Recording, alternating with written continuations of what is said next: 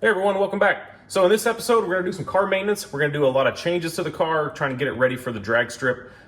First though, as you can see behind me, we need to do some cleanup. So we've been kind of packing stuff in here, saying I'll get to it when I can get to it.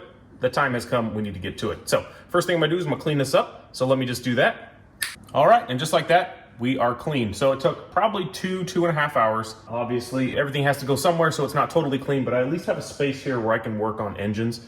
If you haven't seen, there's just a pile of engine parts here. This is the one we're building, it's in the bag. I have a ton of things I haven't even started on it to do on that.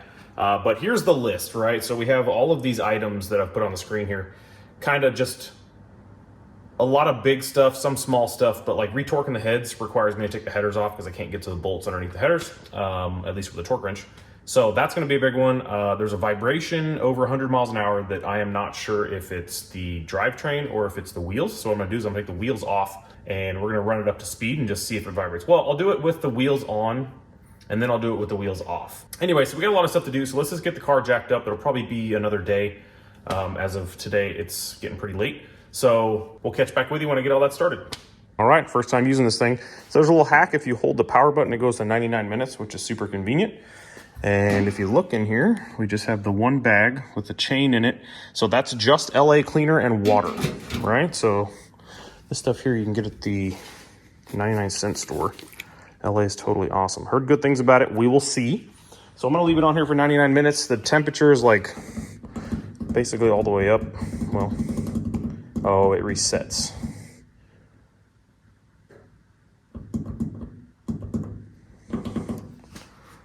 So the temperature's all the way up. So we're gonna turn this thing on and show you how loud it is because it is pretty loud. All right, and it's a new day. We are learning. So if you see here, the temperature that I have it set at and the temperature that it currently is, it ran all night heating the water. So when I opened this thing, it was very warm in here. And we clearly have used the wrong material to hold this down as it's very rusty now. Let me try this the right way. Okay, that was just to hold down the bag, but you know, it is made out of metal, so that kind of makes sense. So, whoa, I think we melted the plastic. I'm glad I double bagged. Okay, let me get all this stuff drained and we will go from there. All right, so we've learned a few things. One, this type of plastic really shouldn't go in there, but really this was kind of sitting around super dusty. I used to use this thing frequently to mount a camera, but as you can see, it's flippy floppy now. I think the plastic maybe melted a bit. So that's kind of trash. Chain came out pretty good, actually. It's a hell of a lot cleaner than it was, but inside the crevices here, you can still see there's a lot of junk. I think probably a good soak in some gasoline. I think probably the smartest thing to do here would be put this whole unit on a smart switch and then set the timer, set the temp, and then have it shut off after 99 minutes so that the entire unit shuts off, because I guess this side stays on. So all night it was just sitting here chugging, heating things up, very hot. The water got real nasty, but I'm sure that's from the piece of metal that I had in there, but you can still see it steaming. So we're gonna drain all this out. And the next thing I clean, I will definitely double bag just to be safe. I'm glad I did with this guy because the water that came out of here was like black. It would have required a complete re-clean. And then maybe we'll put it on a smart switch and see if we can do better. But this was just a test, so no big deal. This is a chain from, what is it, a 65 Honda? So all the parts I have over here are from this old Honda. It's my father-in-law's. I took it apart with the intention of putting it back together, ran into an issue. I don't even remember what it was at this point. It's been so long. And never got back to it. Just kind of put it up there in storage and there it waits. So this should be a project that I work on. There's a lot of stuff in there. There's an engine, if you can see, back in there that needs cleaned and put back into service. It didn't run very good. Well, we pulled it out of the barn last night, took the spark plugs out of it, took the carb off, looked down into the valves. Valves look pretty good. Spark plugs are brand new. Tried the kickstart just to see if it would spin over, and it does. Spins over pretty easy, actually. Got good compression. So we're gonna give her a wash, see what it looks like.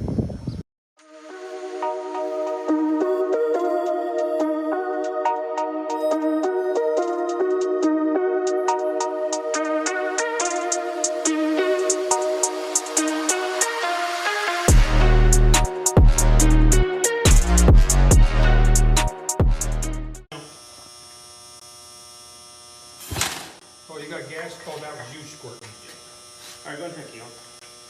Key's on, you got light. Here we go. Choke is off.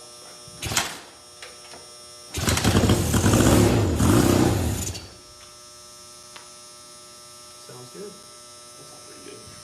I think it will live. I think it will. We got it. Out of gas. Out of gas. But it did run at one point, so it'll be used for that purpose quite a bit. But we have other things to do. Let's get started. Basically, what I'm trying to do first is adjust the coilovers in the front to come down. I had originally adjusted them super high so that I could fit the wheels and tires underneath in the front. Never adjusted it on the Redwood Rally, had a lot of other things going on. And come to find out, I can actually drop it down some, which will allow some additional extension on launch. I was talking with Viking and they said, well, I told them, I said, I have the back kind of pumped up high because I was trying to level it out with the front. The front's high because I couldn't fit the wheel and tire that I needed. So what I've done is I went from 25 turns on the coilover to 20. So we brought it down about an inch really.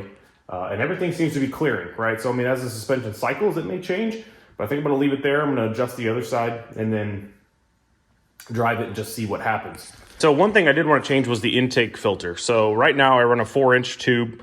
When I go to the ported setup, I want to run a 5-inch, so I'm gonna have to augate this hole. But the one thing that I really wanted to figure out was the air filter. So I want to keep it cold air, but the problem is there's just not a lot of space in here. So without making a whole intake system that maybe comes straight up into here, which even then there really wouldn't be enough space with a 5-inch tube because, I mean, this is like 5 inches right here and the wheel's not even turned. So when the wheel's turned, it's all the way in this area. So what I'm thinking is I'm gonna use a flat panel filter like I've seen turbo guys use on Dragon Drives.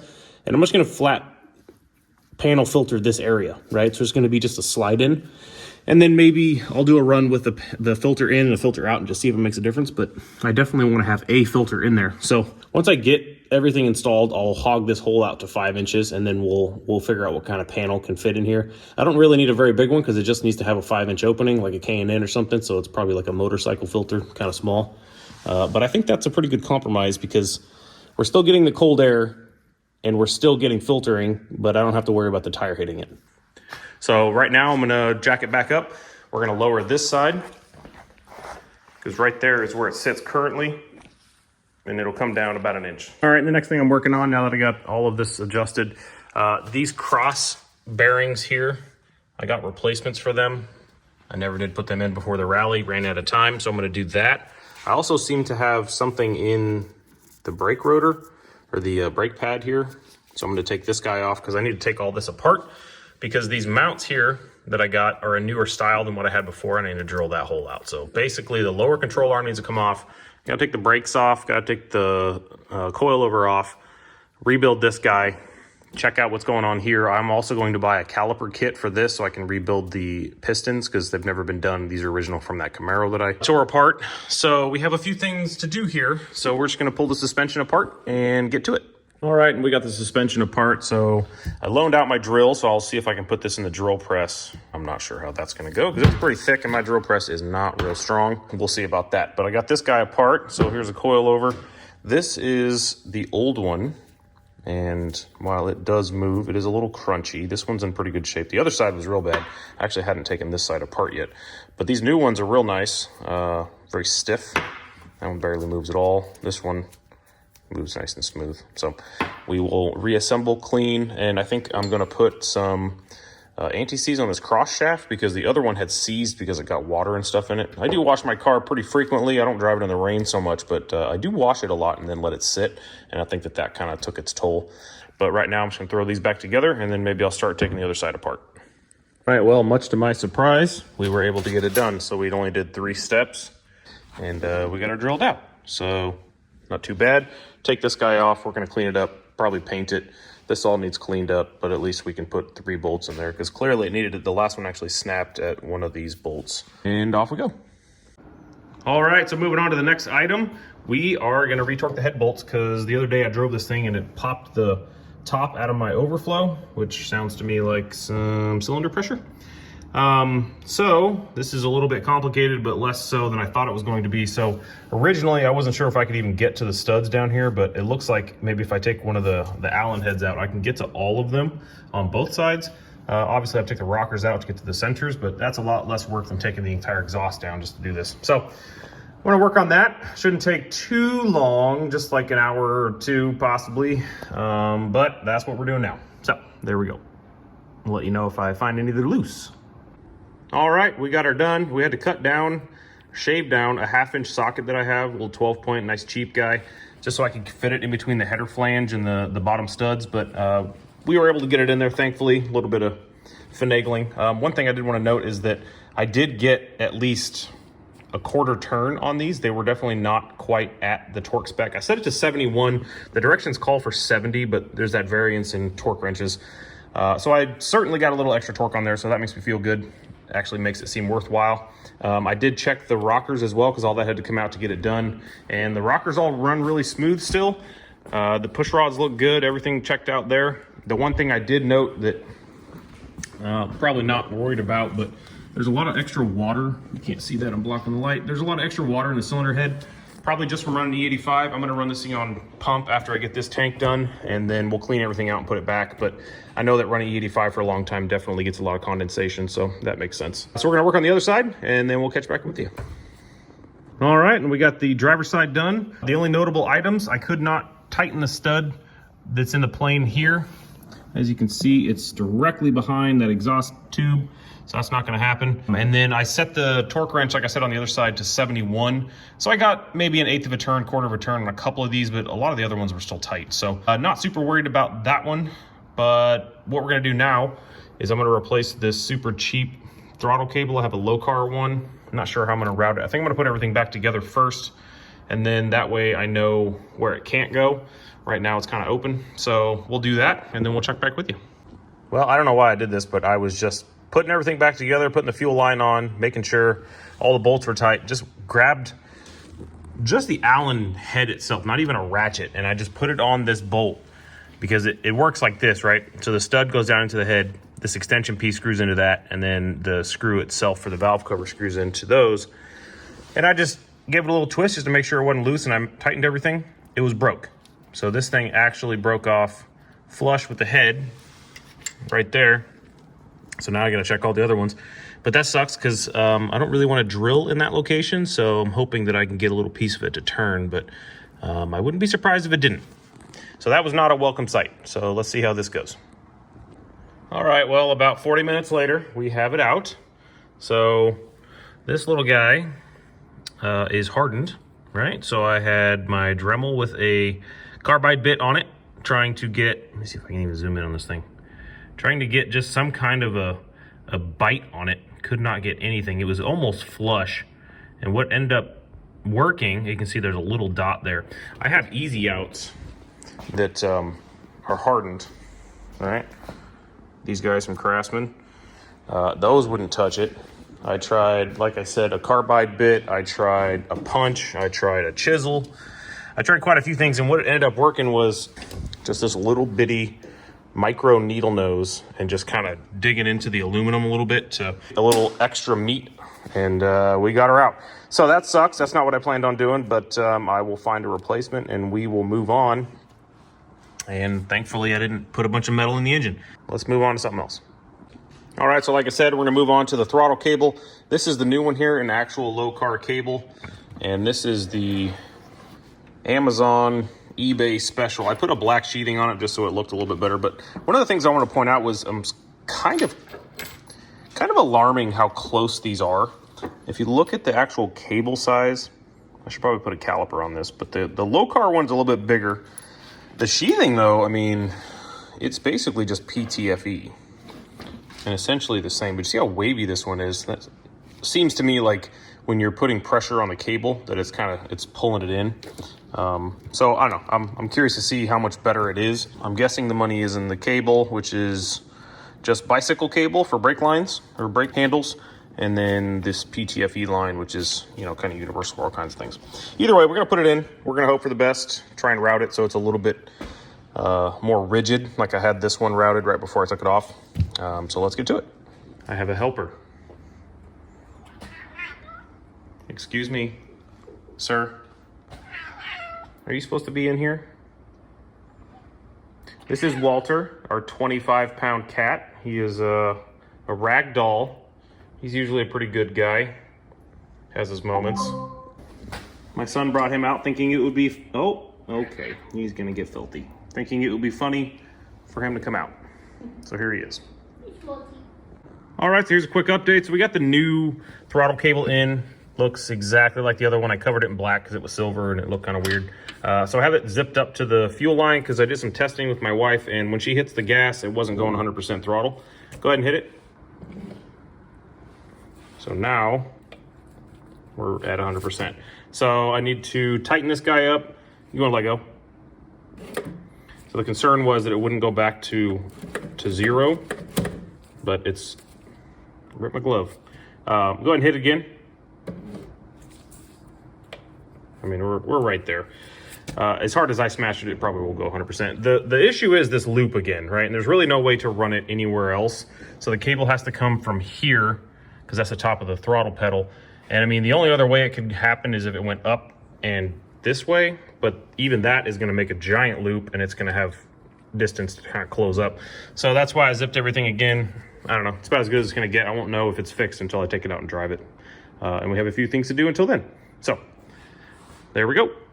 All right, so here we are, we're back in the shop. It's been over a week. My sister turned 50, she lives in California. We flew out there, we saw her, we said hi, we gave her a high five, and we're out of there, so we're back out here. It feels like the progress is kind of stalled out here, so I'm really trying to get back into the swing of things. I don't have a ton of time tonight, but I wanna give you a little overview of what we got so that we can actually get to work.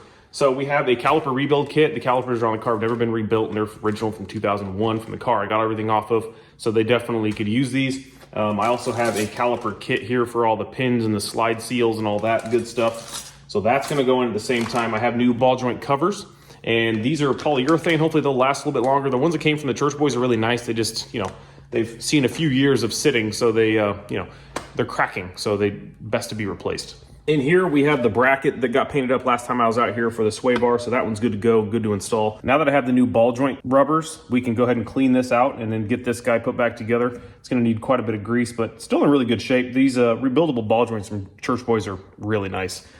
Probably some of the nicest ball joints I've ever owned, but this one definitely needs some love. So we got the cross joint bearing replaced last time I was out here, so this is good to reinstall. And other than that, the caliper needs to be rebuilt. I don't have any way to keep the line from leaking. Just kind of wire it up out of the way so I can get these calipers rebuilt real quick and then just slam everything back together. So that's what we're gonna do. We're gonna start there. Let's get this thing cleaned and then we'll work on the calipers. Okay, here's the old boot. Obviously you can see it's taken a set. It's rubber.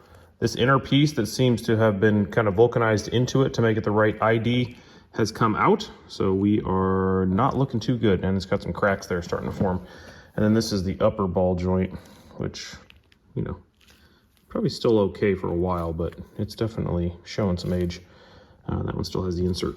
So we'll keep those as backups. We have these new guys here, these new Hotness 13024, made by Energy Suspension. Once it's pressed together, it'll be all right, but they definitely don't stay there without some tension. But that's okay. All right, a quick update. So we got the caliper taken off, we got it cleaned up. We got all the old pistons and stuff out. We're just cleaning it now, and we're gonna put everything back together. But it looks pretty good. You know, it's a little rusty. I'm gonna scrub it with a wire brush. But the bores look okay, all things considered. So I think we're gonna be all right. We got the new seals. These guys here need to clean up that little flashing there. But looking good. Got some fresh brake fluid. And we got these guys cleaned out. So I had to get a little scraper in here and just kind of pick at all these edges. So we got a lot of, what is that, oxidation, I guess, in the aluminum. But it all came right out, cleaned up pretty easy. And as you can see, it's looking pretty good now. Probably give it another clean out just in case. But anyways, so there it is. So we'll get this all put together and then I'll check back with you then. Okay, it took a whole lot of doing, but we got new seals. I figured out that if you put the seal on the end of the piston and then put the seal in first and then push everything down, it'll snap into the top of the piston and still actually go down into the bore. Bit of a learning curve. I don't know that I've ever actually rebuilt a caliper before, but there we are. So it's good. So we're gonna put that back on the car. Dinner is ready. One of these pistons did have a little bit of rust on it. I was able to get it off with a wire wheel, stainless. So hopefully I didn't scratch it too much. If it leaks, I'll replace the whole thing. These aren't super expensive, but I already have the seals and I don't have a piston and I need to get this moving. So that's what we're doing. So let's put it back on the car. And there we are. We got her all bolted back up. Got some brand new crush washers on it, as you should. Good to go there. It's pretty dirty, but I'm not worried about it because it's brakes. So we got the upper ball joint cleaned. It's a little loose. I'm gonna look up how to adjust these things. I'm pretty sure you just take off the snap ring here and then give this thing a couple turns. I think there's a washer in here that locks everything in place. But I think that's probably a little bit looser than it should be. Although there's no slop, so it's probably right on. Because once there's grease in it, it tends to take up that slack. But either way, that's basically good to go. I did find out that this Heim joint is loose. You know, whoever did the alignment last clearly didn't tighten it. All right, it's the end of the night. We had some struggles, but we got through them. So we got the new boots on. We got the tie rods and everything cleaned up. Everything's buttoned back together as it should. All looking pretty good. Nice to just kind of get in there and re-grease everything and make sure that it's, you know, doing its best. It's strange. Everything looks so thin and just, I don't know. With these angles, it just kind of looks like it would be weak. But I guess we're not playing bang-up cars. We're doing drag race stuff. So that's fine. So tomorrow we'll work on the other side. But as of now, we just got to put the brakes back on. I did order new bleeders because they're kind of messed up and they're super tiny on these calipers for some reason. I'm not really sure why. No, they're really small. So we don't have a whole lot left, and then we'll do the other side. So we'll catch back with you tomorrow. All right, it's a new day. We are going to put the brakes back on the driver's side. One of the things I did notice when I took it all apart is I have this lip here from the pad not sitting correctly on the rotor, and it just kind of made this giant groove. So what I did was I just put it in the vise, knocked it down with a file. So hopefully we get all that flat. And I don't know, maybe I had the caliper bracket not quite centered in the space that it occupies. I don't know, I'll have to look at that, but this is not a huge deal, just not what I want. So we'll knock those down, then we'll get everything back in there. I already have the caliper bracket and everything rebuilt. Got to put some grease in it, got to put the new rubbers on it, and then it's good to reassemble. So there we go. All right, we got the driver's side back together. Everything is good to go. I made sure to get the caliper bracket as far out as I could just to make sure that it hits on all portions of the rotor. So that one's done. So we're gonna move on to the passenger side where I have not yet started. But I know that it takes a little while to get this done, so let's just snap through it. Ready? All right, and here we are. It's a whole nother day. We have completed all of the maintenance items here that we needed to do. The upper spherical bearing has been replaced. All of the ball joints have been disassembled and cleaned and re-greased. I have pulled down the coil over to gain a little distance in the front end. Hopefully nothing rubs. We will see what happens with that. Pretty happy overall. I need to get the wheels back on and just kind of feel the wheel bearings. I am not positive if they need to be tightened a little bit more. It was on the list, so probably they do. I put it on there for a reason. So what we're gonna do, we're gonna go ahead and end the video here. I am feeling pretty sick. Woke up this morning totally congested, just not feeling good. So we'll get this video out. We have a few things left to do. Unfortunately, I couldn't start the car tonight because the valve cover standoff broke in the stud. I don't have any more around here, so I need to go get one.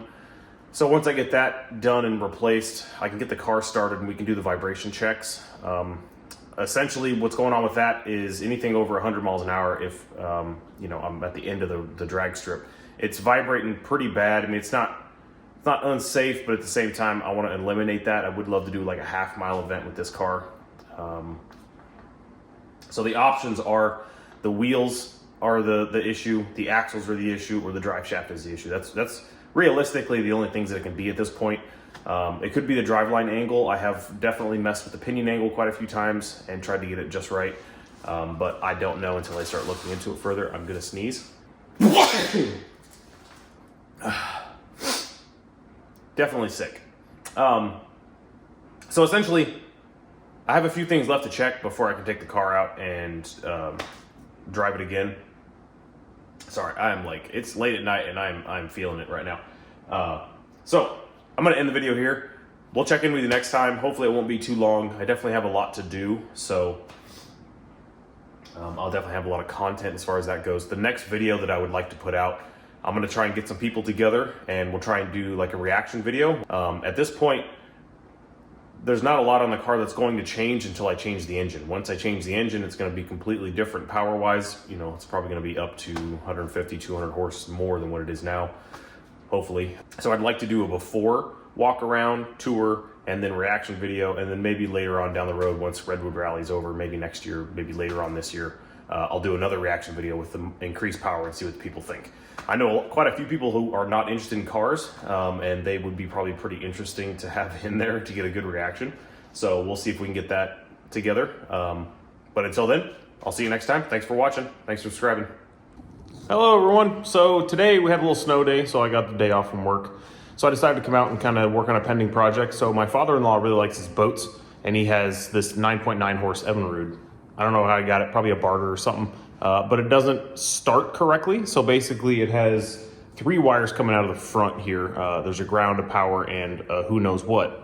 So he dropped it off, said he couldn't get it to work. Every time he put power to it, it would just fire off. Come to find out, there's a starter button right in here where they're supposed to be that you hook everything to, and then you just push the button right where it says start. Makes sense. So the button itself was showing continuity over the contact. So I took it apart, cleaned it. Seems like it's doing okay now. I just greased everything, and I think that should fix it. So we're gonna wire up the start button switch. This is a charge for your battery. So we're gonna extend this wire and we're gonna hook it to the clamp for the battery. So what he wants is a couple leads that just come off and go into the boat so you can just clamp it on and go. So as of right now, it's just got these eyelets. There was an original wire in here. I'm sure it was from whatever year this thing came from, like 85 probably. Very stiff. They had put some ends on it that just aren't really compatible with what we're doing. So I'm gonna replace this guy, but this goes to a neutral safety switch right here, that as you move this arm for forward, reverse, and all that, forward and back, it depresses this button and allows you to start it. So there's gonna be this switch, there's gonna be this switch, and then there's gonna be the clamps on the battery. So there's a few things to take note of before you try and start it, but you know, they're all safeties just to keep you safe and you know, rocking on the water. So we're gonna do all this. I will attempt to start it. I think it probably needs a carburetor cleaning as well, because usually these old boat motors do. So what I'm gonna do is get all the wiring in order, probably take the filter out, clean it, maybe take the bowl off and just make sure it's clean, and then we'll put some gas in it and see if we can get it to run. I'll check back with you then. All right, and some like maybe 2, 3, possibly 4 hours later, I'm not even sure, I feel like I've been out here all day. We have new connectors. Those are really cheap, just something to make this work. We got some support here. We got the button all wired in as best we could without replacing every single wire. And then we got this guy kind of strapped up there to support it. Got some tape, and now good to go. So we're gonna put some gas in her and just see if she fires off. So 1 sec. All right, so we had a lot of priming to do, but right now, if all goes well,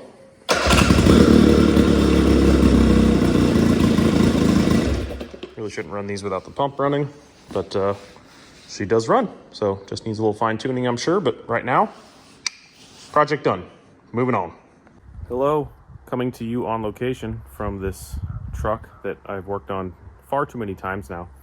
As you can see here, I have a whole list of parts to put in. So basically the situation is, had a coolant leak at some point and didn't know where the leak was, thought it was from the water pump, replaced the water pump for the second time. The second one that I put in squeaks like crazy at idle and everywhere else actually. So that's coming out since I have a lifetime warranty with AutoZone. So I'm gonna put another one in. So this will actually be the 4th water pump in this truck, because stock, I replaced it twice and this is the 3rd one I've replaced. So that'll be fun. But anyways, I found the coolant leak, which is one of those hoses on the ground there. And the last time I drove it, it was literally just spraying out. So very necessary. And then I'm gonna try and see if I can get the AC clutch off. I don't know, that one's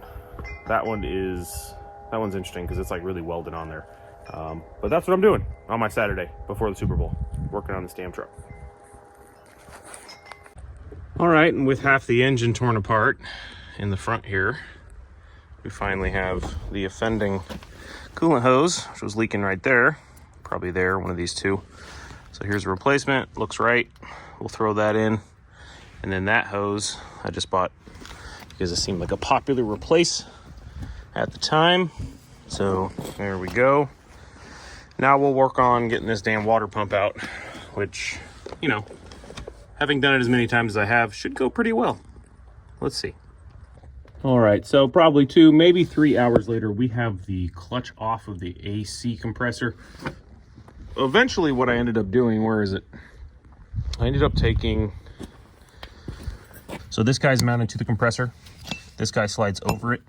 And then this guy bolts to the front, right? With this hub that's supposed to be attached, but is not because it's melted. Anyways, I could not get this pulley off, and come to find out, it was just welded onto the shaft, which it slides on the compressor. So what I did was I took this wedge here, I put it on the compressor. You'll have to imagine what that looks like. And then I got this other one in between it and just started driving it, and then I would turn it, and then I would drive it and turn it. And then eventually I got enough space that I could get this little magician here in there, and we busted this thing off. Now, as you can see, this thing's toast. And that's what the bearings sound like.